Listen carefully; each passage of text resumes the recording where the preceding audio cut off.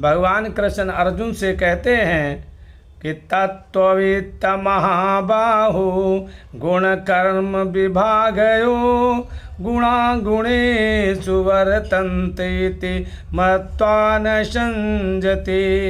हे महाबाहो, गुण विभाग और कर्म विभाग को तत्व से जानने वाला महापुरुष संपूर्ण गुण ही गुणों में बरत रहे हैं, ऐसा मानकर उनमें आसक्त नहीं होता। नान्यम गुणेभ्यः कर्तारं यदा दृष्टानुपश्यति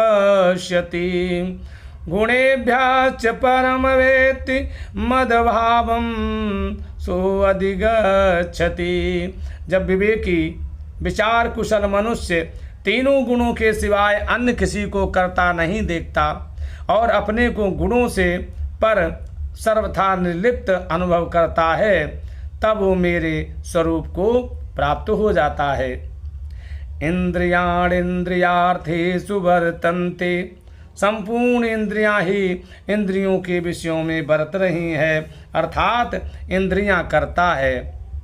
नयु किंचित करोमीति युक्तो मन्येत तत्त्ववित्।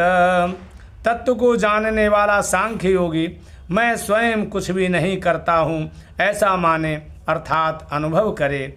इस प्रकार कहीं प्रकृति को, कहीं गुणों को और कहीं इंद्रियों को कर्ता कहने का तात्पर्य ये है कि परमात्म तत्व में कर्तृत्व नहीं है, कर्तृत्व भोक्तत्व संसार का स्वरूप है।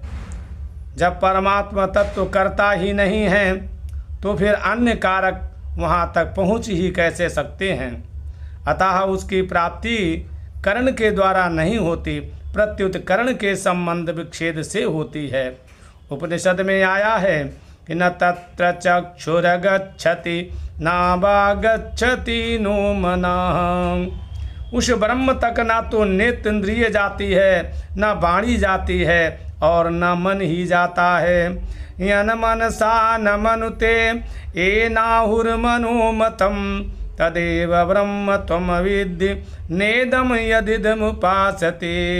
जो मन अंतःकरण से मनन नहीं किया जाता, प्रत्युत जिससे मन मनन नहीं किया हुआ कहा जाता है, उसी को तू ब्रह्म जान। जिस इसकी लोक उपासना करता है, अर्थात जिसका ज्ञान अंतःकरण से होता है, वो ब्रह्म नहीं है। नयुवाचा न मनसा प्राप्तुम शक्यो न चक्षुषा। वो परमात्मा तत्व न तो वाणी से, न मन से और न नेत्रों से ही प्राप्त किया जा सकता है।